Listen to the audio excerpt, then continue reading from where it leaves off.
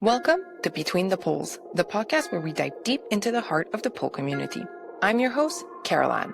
Here, it's not just about the tricks and the spins. It's about the stories, the people, and the connections that make this community so special. Every episode, we sit down with pole artists, studio owners, and inspiring voices to explore their journeys, challenges, and passions. So grab your favorite drink, get comfy, and let's get real. This is Between the Poles.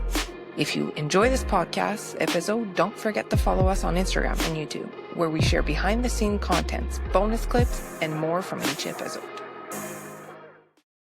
Welcome, everybody, to another episode of Between the Poles. Thank you so much for joining us today. Today, we'll have the immense honor to sit down with Natasha Wang. Hi, Natasha. How are you? Hello.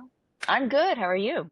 Really good. I'm excited to have you on for different reasons, but I feel like a lot of my viewers, listeners will know who you are. I still want to kind of introduce you a little bit, and I'm going to miss a lot of what you did, and we'll get into it when we get to kind of your pole journey. But for people that do not know maybe who Natasha Wang is, you compete. You've been in the pole world, I want to say, for a while. Overachiever. You teach workshop. You own an online platform. You also have quite a following on social media. You work with Expo. You've been on multiple interviews on TV and all of that. You also pole at a very high level. Um, I feel like that's just a general outline, so people kind of have a little bit of an idea of what we're going to touch on today. Do you feel like I'm missing anything that you really want to put in this blog? No, I love cats, clearly, because they're going to be, this one in particular is going to be just like walking through, like she owns this interview. So I apologize if it's distracting, but yeah, but that basically covers it. All right. And I want to kind of get right into it because there is a lot to touch up on. And yeah, so usually I always start this podcast with the same question for everybody. Can you tell us a little bit? I say a little bit, but then I dig really, really deep. Can you tell us about how you started pole, kind of ballpark how many years ago? How did you find pole sport? How did you find pole dance? What kept you coming back? And how that kind of brought you to here today? Yeah, so I celebrated my 20th year pole dancing in March of this year. So I took my very first class, thank you, in March 2005, and it was at one of the first pole studios in the world. It was in Los Angeles. I had a girlfriend who saw the founder of that studio pole dancing on Oprah and was like, "Oh, we should go take an intro class." So I signed up, I took it, I absolutely hated it. What? It was a very unique pole dancing style that, even though I was there for a couple of years, I don't think ever really gelled with me. But it was the first exercise that I had done since I stopped playing volleyball in high school. And I had a very traumatic experience with high school sports. And so I spent most of my 20s not exercising or doing anything healthy, really. I was a big club goer. I was really into raving ever since I was probably 15 years old. And so, I didn't have a healthy lifestyle, smoking and drinking and doing all sorts of stuff. So when I took this pole dancing class, I thought to myself, okay, here's something that I don't, well, I hated the first class, but then the subsequent classes, I was like, okay, I think I kind of enjoy this. But because I wasn't exercising at the time, I was like, okay, well, I'm going to have to do something healthy because I was 30 years old, and which totally dates me if you do the math. And yeah, so I started there. I was there for maybe about 3 or 4 years, and then I decided that I wanted to expand my skill set. This was when YouTube was just starting, and I was following a bunch of pole dancers on YouTube, like Leanne Riley and Alethea Austin, Carol Helms, and there was another pole dancer. I think her name was something Polarina. These are like the early YouTube stars, and they would post these really low resolution, grainy videos from their bedrooms, pole dancing to Fugazi and punk rock. And I was like, oh yeah, this is where I want to go. And so I found one of the people that I was following, Leanne Riley, and I found out that she owned a studio in Los Angeles called B Spun. And I went to my first class there, and she did an end of class freestyle where she did a butterfly, and my mind was like, because I had no idea that was possible. Because at the studio I was going to before, the most advanced thing that they taught was a shoulder mount, and here I was seeing all sorts of other movement, and so I was hooked from then on. And then I started going there. A couple years later, started competing, and yep, here I am today. And see, that's usually what the guests say. They're like, and I just started competing. I'm like, hold on, back. Because I'm like, no, no, no, no. You didn't just one day wake up and like went to a competition. There's like a process that happened, right? Also, one, I want to acknowledge because a lot of people that listen do pole, right? You listen to a pole podcast probably because you really like pole. I'm always amazed when guests says like, "Oh yeah, back there," and Aisha was like that was a showstopper. And I'm like, yeah, in this crazy world of like everybody can just go online and learn anything, we tend to forget that it was really hard back then to like learn things, have proper tutorials, right? And pole wasn't as mainstream. Like it's still not super mainstream as a sport, but there wasn't studios on every other corner which you could go with the level. So I love that you said like, yeah, I changed studio and then a butterfly just like blew my mind. How did you go from like a butterfly blew my mind to I actually want to compete? Because there's something in there, right? Sure. Yeah. I mean, back then we didn't have a lot of competition. So there was one really big competition called USPDF, and I think their first one was held in 2009, and that was when Janine Butterfly won the first USPDF, and Alethea Austin was Miss Sexy, and I think Miss Trickster was Oh no, it wasn't Carol Helms. It was, oh shoot, I can't remember her name, but she was a stripper who, I think she's like credited as being the first person to ever do a twisted grip handspring. And I feel so bad that I can't remember her name because she's iconic. But that was the first competition. I remember seeing the videos on YouTube and just, never believing that it was ever a possibility for me to be sharing the same stage as these people. I was very shy growing up.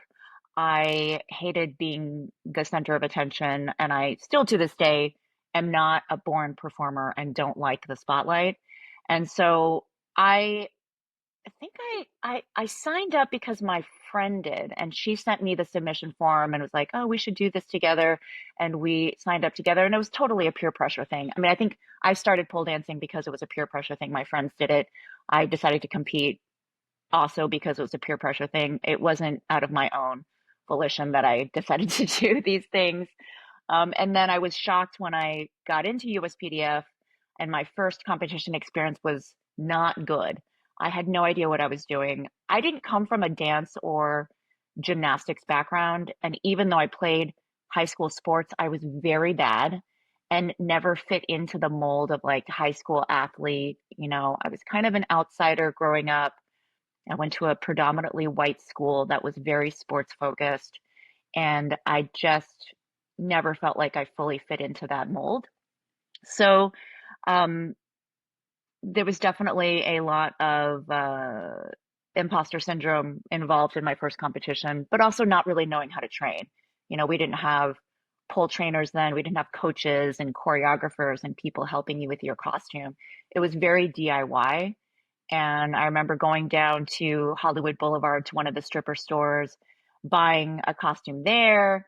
I choreographed my routine, I think like 2 or 3 days before the competition.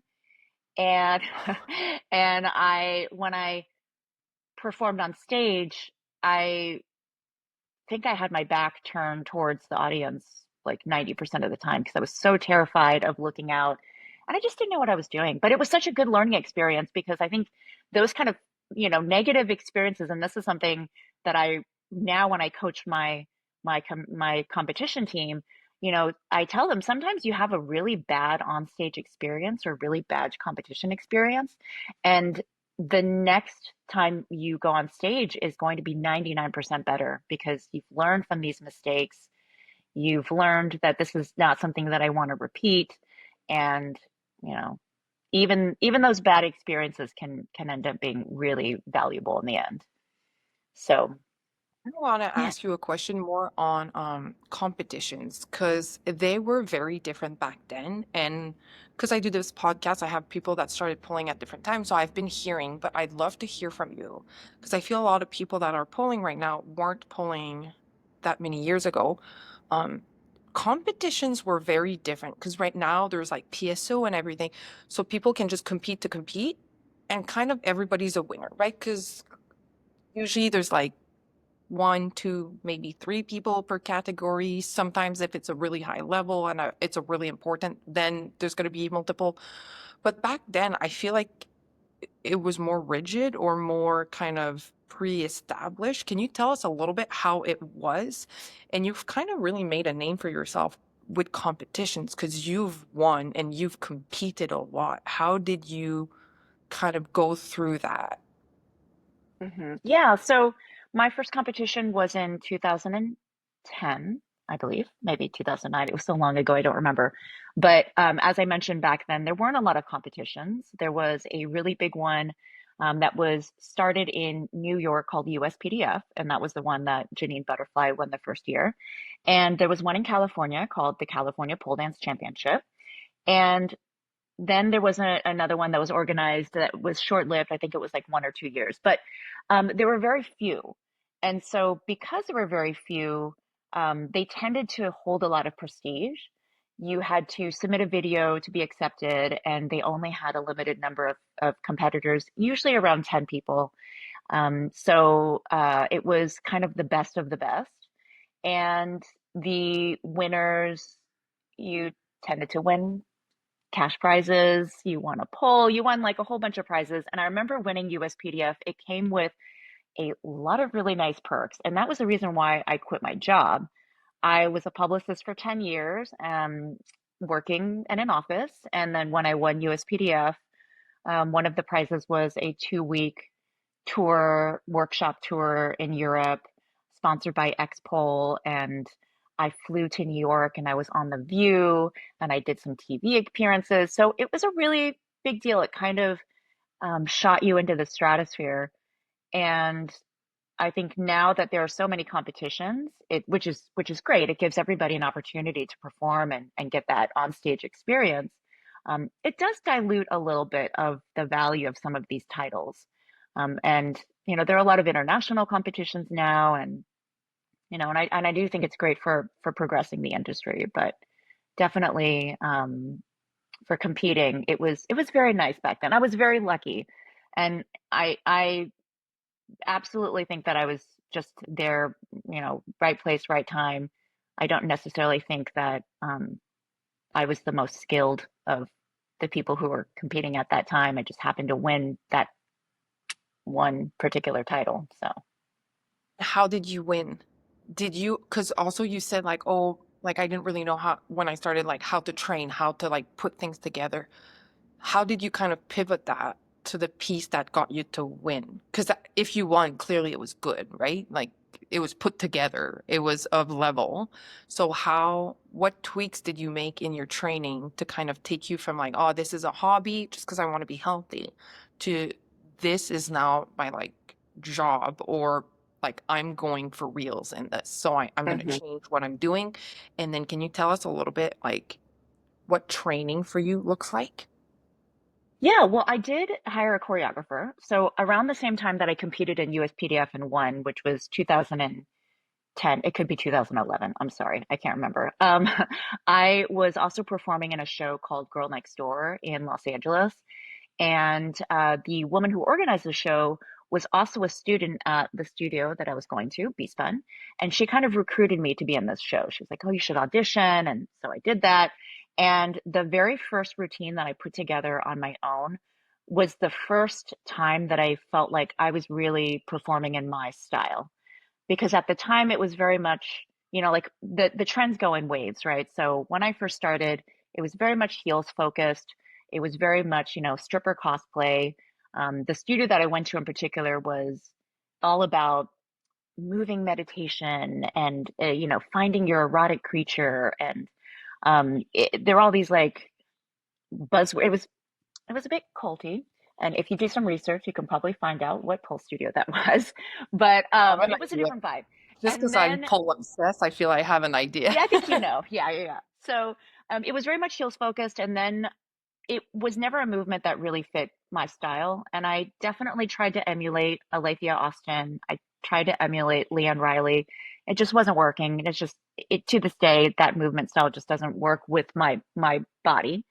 And so when I did the first Girl Next Door show, I chose a song by Licky Lee that wasn't like necessarily a popular song. And the song was really slow, and I kind of, I did my like little weird artsy thing, and I was like, yeah, this is my style. I feel comfortable now, and I feel like I don't have to put myself into this box and try to move like other people. So anyway, so the woman who organized that show, Kelly Yvonne, was a trained dancer, and she was like a cheerleading coach. Anyway, so she was very adept at working with dancers and movement people. And so I was like, I would love to work with you on my competition. And so we collaborated, and it was great. She's since worked with FK Twigs.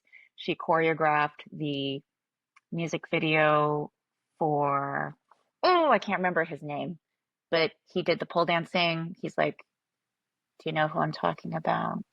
He's very popular pop artist. He did, shoot, you might need to edit this part out because I can't remember and I should. Because That's all right. We're allowed yeah, to not remember anyways. the name. So she's worked with some big names. And so we worked together on my use PDF routine, and it was great. It embodied both of our styles, and yeah. Then I guess my question for you is, can you tell us a little more what you would describe as your style? Like when did you really feel you tapped into something that you really enjoyed? Maybe you were also more naturally good at it. I find that it's kind of a circle a little bit. Either like you're kind of naturally good at it, so then you kind of like it, and because you like it, you train it a lot, so then you get even better at it, and then it's kind of just a circle that keeps on going, and you just Yeah, for sure. Yeah. I mean, I definitely think my style, I love being in the air. I'm not like a dancer, so being on the floor doing dancey stuff on the floor is very awkward for me. So I love the transitions. I love creative shapes, creative movement. I love um having, just sort of choosing music that's a little bit more unconventional. Um I guess if it was any kind of particular style, it'd probably be like more of a contemporary style, I suppose.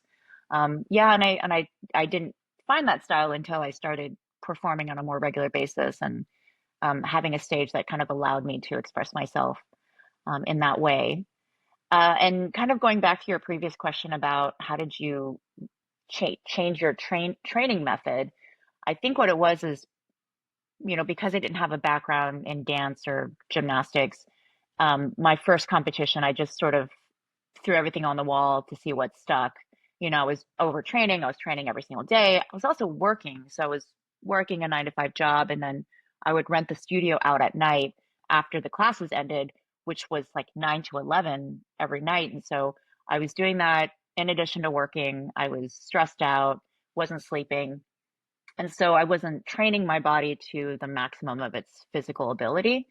And then for my second competition, I was kind of doing the same because I also didn't know how to train, but I think it was more um, regimented, it was more organized.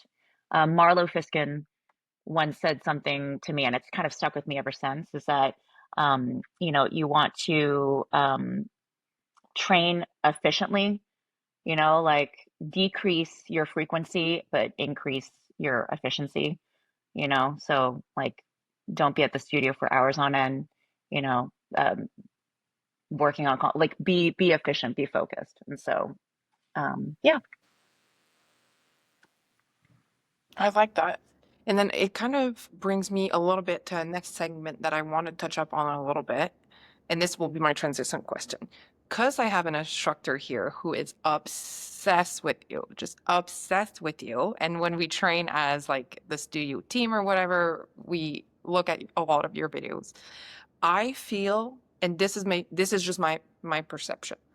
I feel like nowadays I follow you on Instagram because I really enjoy a lot of your videos. I feel are cool transitions and different pathways that maybe are less natural to a lot of people, or we don't think about it, and you kind of break them down, and you'll have a video, let's say on like martini, and here's like 8 different ways to like transition to it or put two of them together and stuff like that. I really, really enjoy that. I also feel like I'm not sure if you're known for this, but I really enjoy your handstands as well, your pole handstands. I feel like you do a lot of them. I feel they're underrepresented on social media. I feel a lot of people just try to post like the hardest tricks or the one that's like looks the more dynamic. You're really good at breaking down in your social media platforms. Like, here's a really cool pole handstand that will bring you to other things. Do you feel you kind of enjoy those a little bit more? And like, where do you learn this? Do you just teach yourself? Because a lot of what I see you posting, I'm like, oh, I've never even actually thought about that. That's a cool way.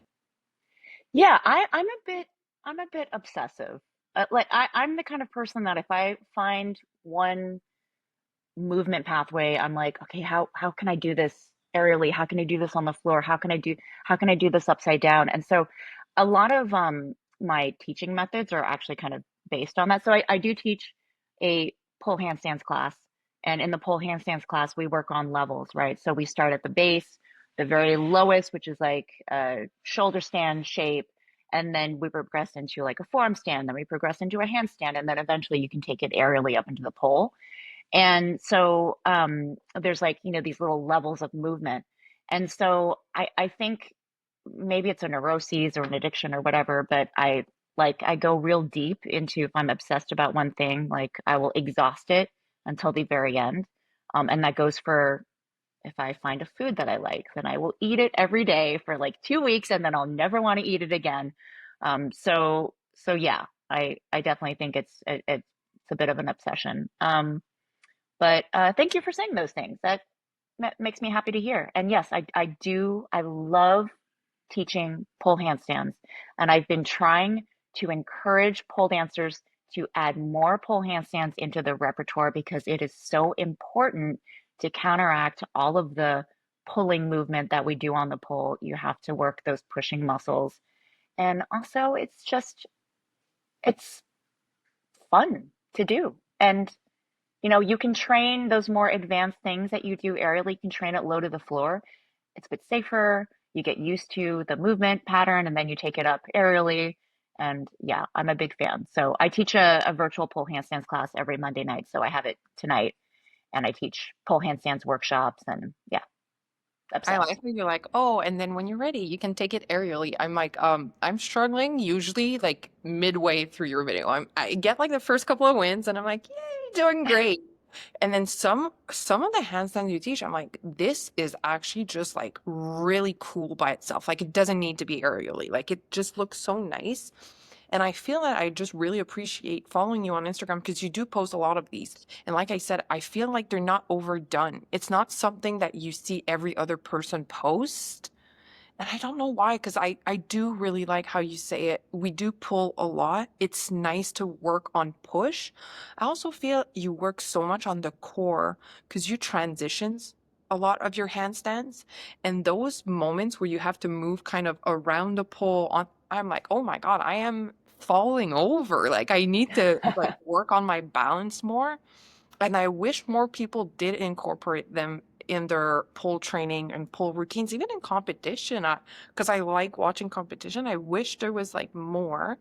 But then it does bring me to the questions I wanted to ask you, because you do teach them now. And one, I really appreciate in your videos that you have different levels. So I feel you are a teacher who is able to give different progression regressions to adapt to people's level and people's body type. So really appreciate that.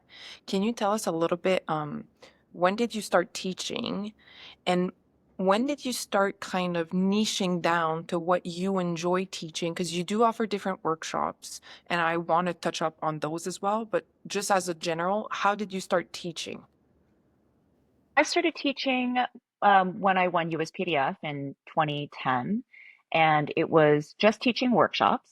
And so it was specialty classes. So, you brand it like I'm going to teach signature tricks, or you teach one that was, spin pull only. And I think when I first started teaching, I've always loved pull handstands.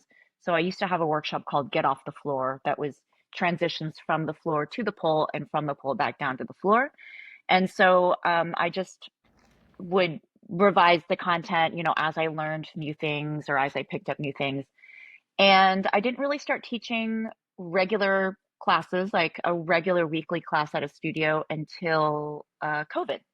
And then it was virtual classes. So I was teaching virtual classes through BSpun. And then when the studio reopened, I was teaching my once a week regular class. And that was the very first time that I'd ever done that. I was always used to just kind of teaching the thing that I created myself, my signature movement. And I don't ever think I taught like a fireman spin until 2020, So and now I love it. So and it definitely was a learning curve because I was used to teaching a group of new people that I've never met before, teaching usually intermediate advanced levels, because that was what the level that the workshops were branded at or marketed at. And 2020 was the first time that I ever really taught beginners. And yeah, it was a learning curve, but now I love it. I absolutely love it. And that's probably the level that I enjoy teaching the most because you have people who are excited and they're hungry to learn and they absorb everything. And as a teacher, it's really stimulating because it forces your brain to kind of get back to this beginner mindset that I think is really important for a lot of teachers and people who have been doing pole dancing for a long time, is just to get back to that place when everything was new, when the movement patterns weren't ingrained into your brain and your body yet. And it's nice to go back there because I think it unlocks a lot of epiphanies when you go back to that place, you know. And then it kind of brings me to another question because you do now have an online platform where you do teach. Can you tell us a little bit about it in general and a little bit how did that come about? Yeah, so it's called Poletica Movement, and I started it in 2022. It was during COVID when a lot of us went online and were teaching virtually. And it was actually the partner of a friend of mine named Michael Walters, and he is an incredible movement artist. He has a platform called Micah Walters Movement, and he focuses on flexibility training. And his partner reached out to me and was like, "Oh, Micah started this platform. I can help you build yours." And so we worked together for the first year, and he did my filming. He set up the back end for Politica, and set up all the the email funnels and all that stuff. So, yeah, and it's been going ever since. And every year, I think one of your questions was, what are your goals? Yeah.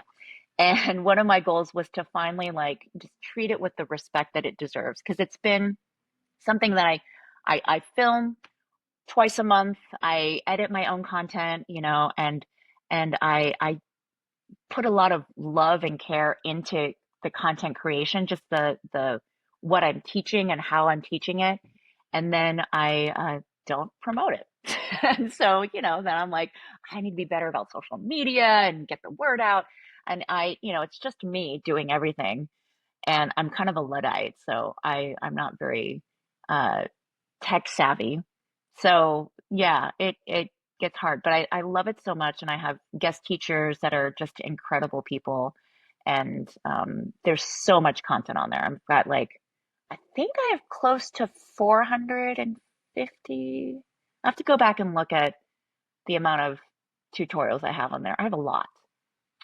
And then it So kind of brings me another question that I wanted to ask you because you've been in the game for a while, you have kind of seen really the progression. And now you're like, oh, yeah, I have an online platform and stuff. What do you think? This is so general, but like, what do you think of the role of social media in pole fitness? Because now you're like, oh, like I have all this knowledge, I film this, but then like I'm not great at like editing or advertising it and stuff. Do you feel now that like a big part of your job is more about like being online than it is being like a pole artist? Do you know what I mean? I do know what you mean. Yeah, it's very hard. And I have similar conversations with my pole dancing friends all the time about the necessity it is to be constantly online, but also the mental health challenges that come with being constantly online. So it's really hard to strike a balance. And the irony is that I come from a PR background. I was a publicist for 10 years. And granted, it was PR for tech businesses and so it wasn't consumer facing or anything like that, but you'd think I'd be better at this, but I'm really bad. And it probably has to do with the fact that I don't like being having the camera on me. So and I'm also of a generation that was a little bit more private with their personal lives. I'm a little older, so I didn't, I'm not comfortable necessarily like having my phone, follow me through my day and see what I do during the day. So it is very tough. And you have to appease the algorithm and find some way to make it work for you and work for your business. It's really hard. I try to be really disciplined about it. And I was telling a friend of mine about this yesterday, and she was equally horrified as I was when it came out of my mouth. But I was like, here's my morning routine. I wake up. I always drink a bottle of water that is at my bedside. And then after I drink my water, I look at my phone, check my email, just, am I missing anything important? Okay, get out of bed, get ready. I do a 10-minute meditation and I sit in front of my balcony. I meditate for 10 minutes and then I do 15 minutes of social media. And it's like I should not be bookending meditation with checking my phone, checking my email, and then 15 minutes of social media. That's like the worst. But that's what I do. And so I try to do my 15 minutes of social media, and that's usually, you have to comment on people who have commented on your videos, you comment back, you go through, you watch videos, you comment on their videos, you have to like be active and then you post your video. And then after you post your video, you have to spend an additional 10 minutes or so afterwards commenting back, and that's like how you're supposed to game the algorithm. And it's torture, like, of course, I love interacting with people online. I love watching what people are creating. And, I like that I there's people I follow that everything they post, I'm like, they're just amazing. And I get so much inspiration from them. But, um,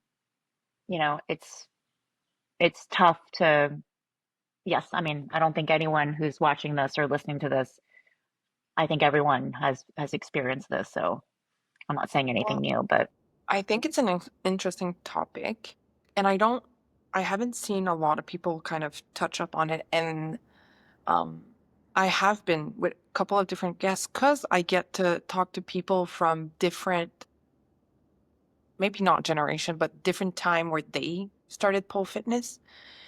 And then it's not taking anything away from anybody. I love that you can be who you are and whenever you join and however you do your platform, that's not what I'm taking away. But I feel there's this massive shift right now in the community where we're getting away maybe from taking workshops from people that have been around a while, have been teachers, like know how to break down. And I feel like maybe some of those artists are getting less booking, and those bookings are going for to people that have been able to monetize their online presence better, that have been able to get bigger audience on Instagram. And then I'm not saying anything, but like not because you like are amazing at doing a trick that it's going to translate at you're great at teaching that trick.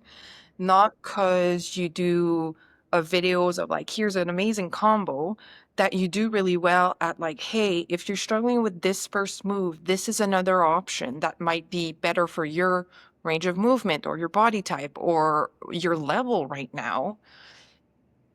And I find it a little bit sad because I'm like, because I own a pole studio, I really enjoy when I book guests, um, that I feel like they break down moves really nicely for students. And then we get kind of a lot of tips and cues to put in our backpacks, and you leave with that and then you work on that for a while, right?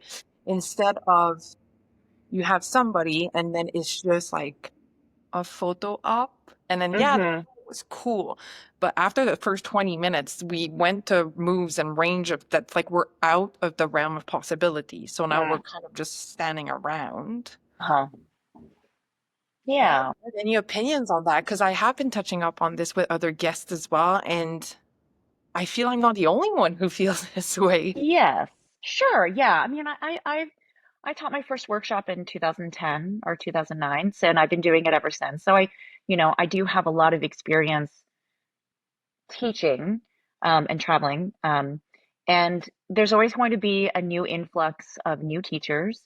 And I tend to give them a little bit of grace because I remember what it was like for me when I first started.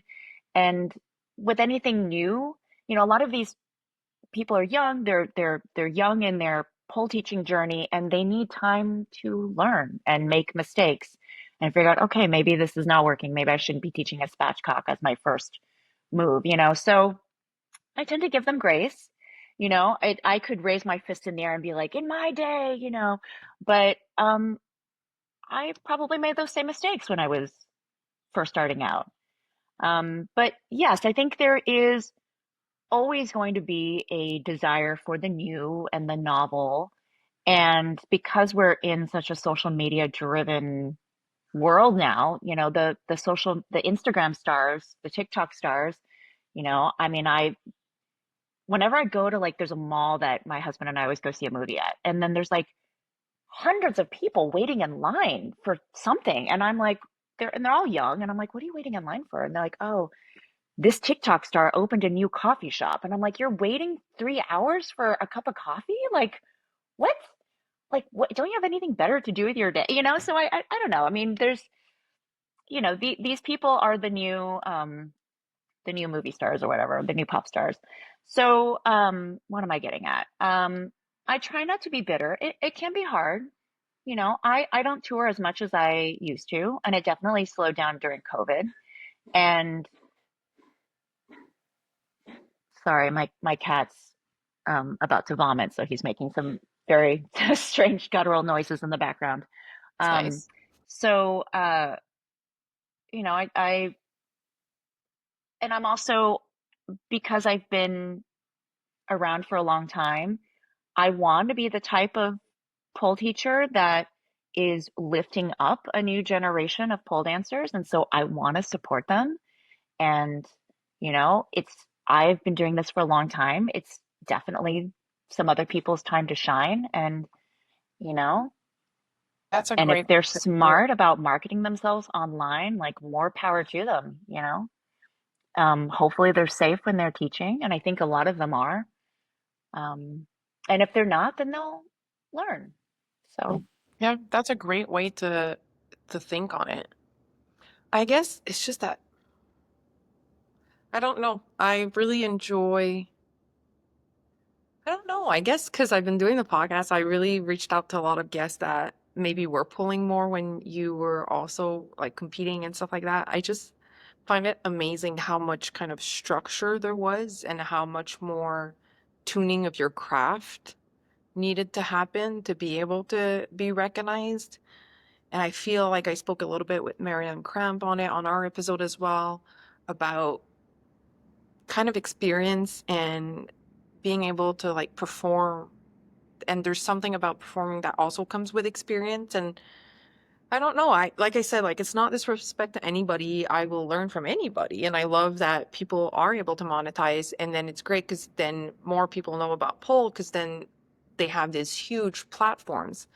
I just hope we don't lose I guess, kind of a certain expertise that was there. I'm Hmm. also curious to see in the next couple of years because I feel like a lot of the pole dance, pole fitness is still like on Instagram.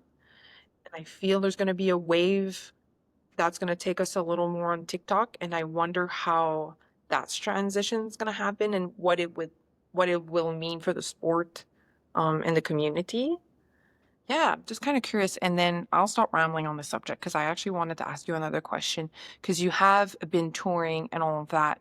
Can you tell us a little bit, how do you put your media pack together when you tour? And for viewers and listeners, what my understanding is as like owning a studio, usually touring artists will send you kind of what they call a media pack, which is like, here is like the workshops I'm offering on this tour. Here is like kind of your options, and usually it's like different workshops with different levels, different parts of the pole, like different pole tricks or dance or handstands, or how did you tune in into what workshops you wanted to offer when you tour? Yeah, so I call it a workshop menu, and it's usually a PDF. And I created it. There's a program called Canva, and there's a bunch of like templates there, and you can use a template that's like a template for like a PowerPoint presentation, and then you just export it as a PDF. But yeah, it has your bio, it has your list of workshops that you want to teach, your pricing, and then your terms and conditions. So you have to think about how much money you are comfortable making on this one, you know, this one visit to the studio, um, whether the studio is paying for your travel or not, or your accommodations, or they're providing accommodations like at a studio host. So I'm always open to stay with a studio owner or with a teacher, and you have to list things like, uh, must, upon ending of the workshop, you have to pay within a certain number of days, that kind of stuff. So, um, in terms of deciding what kind of workshops I want to offer, for me, it's been a lot of trial and error. I have a lot of workshops that I offer, and they're all things that I absolutely love teaching, and that I've refined the content to the point where, like, okay, I know this is like the structure of how I want to teach it. And these are like the warm up exercises, and this is the content, and I swap things in and out. Sometimes I learn a new transition. I'm like, I really want to teach this now, and I think it slots in nicely to this workshop. I also what I went through my yoga teacher training years ago, and I used to really be into Ashtanga yoga, and so I have a pole yoga workshop because a lot of the shapes that I do I took from my yoga practice. So it's just like things that I love to teach. And what you do is you usually reach out to studios. If you want to tour a particular part of the country or a particular city, you reach out to studios directly, you send them your PDF. And unfortunately, in terms of like the legality of like contracts internationally, they don't really hold. So, if I'm teaching in another country and I'm like, well, you signed a contract, there's no legal recourse that I can have if they don't fulfill their contract.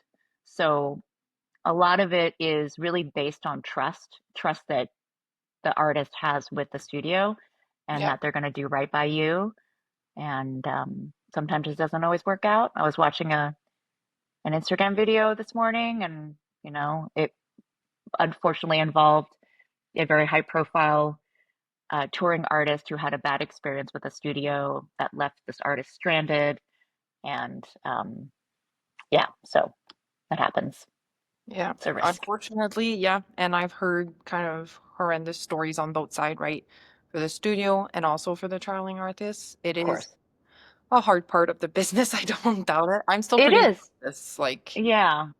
but Yeah. yeah. And I Yes. think, a lot of times workshops end up being marketing for a studio. And like I remember years ago at one of the it was a pull convention or pull expo, I did a roundtable with my manager at the time, who ran a company called Pulls on Tour. And it was a table discussion, and even then we were talking about this is probably over 10 years ago.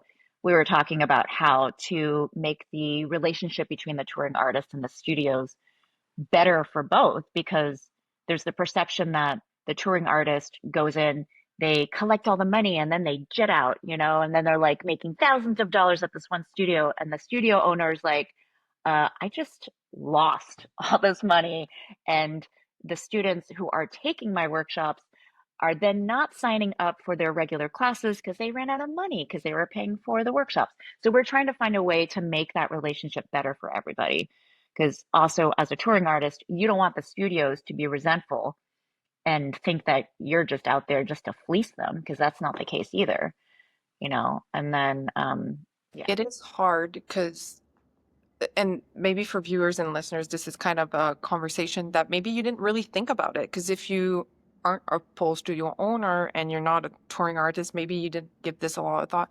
But usually, also, like when an artist tours, there's minimums for workshops, right? Because you still have to take a plane, you have to like support yourself. You want to make a little bit of income on it. You're not taking 2 weeks to go somewhere and then like get nothing out of it, right? So you have to be able to cover your costs. So then usually there's minimums. Let's say 7 students per workshop, and then let's say minimum of 2 workshops. Sometimes it's 3 workshops. And then the studio kind of agrees to that. But then it's really hard. And I see the other side of the medal because I own a studio. Sometimes it's really hard because then in my mind, I'm like, okay, do I have the student base right now for these workshops, for these levels that are offered? Also, are my students able to afford this right now? Like, depending on the economy, depending on what city you're in. Like, I'm in a student-based community. So all my students, like 90% of my students are at university right now. So I'm very picky when it comes to workshops because I'm like, there's only so much money to go around, right? So yeah, I get what you mean, and like trying to find a good middle ground where the artist is able to make a little bit of money, cover their costs. And then the studio's like, okay, I didn't just lose like an immense amount. And yeah, that's a good conversation to have as well. But we're gonna run out of time. And I always want to bring us to the last piece of the podcast, which here we call the last grip. These are just kind of rapid fire questions. You can give us as much or as little information as you want. Natasha, are you ready for the last grip? I'm ready. Let's All do it. right. Coffee or tea? Coffee. Favorite song to dance to right now? Little Dark Age by Management. Oh, I don't know it. I'll have to listen. Most loved pole outfit or pole accessory? Probably wear more than any other item in my closet a pair of Lululemon shorts. I think they're a line, and I just wear them over my regular shorts, and I sometimes don't even take them off to pull in my regular shorts. They're like pajamas, and they keep my back warm. Love that. Heels or barefoot? Barefoot. One word to describe your relationship with pole. Codependent. Oh, that's a Well, I good don't know if one. it goes the other way. Codependent means they're dependent on me. Yeah, I don't know. Yeah. I get what you mean. Yeah. Spin or static? Static. Choreo or tricks? Morning practice or evening practice? Morning. Love or hate of conditioning? Your nemesis move or I will accept family of moves? Laybacks. Okay. And then to end this segment on a good note, your favorite move or your favorite family of move? Handstands. Love that. All right. Thank you so much, Natasha, for being Thank on you. today. I will leave your Instagram caption in the caption below. I will also put your online platform for any of the viewers and listeners that would like to have a look. Please do. Please give Natasha a follow. It is worth it. I promise you that. Thank you so much for being with us today. Thank you so much for having me. Thanks for joining us on Between the Poles. If you love this episode, be sure to hit follow and leave us a review. It helps more pole lovers find the show. And for exclusive bonus content, behind-the-scene footage, and extra pole goodness, follow us on Instagram and subscribe to our YouTube channel. Until next time, stay strong, stay connected, and keep spinning your story. This was Between the Poles.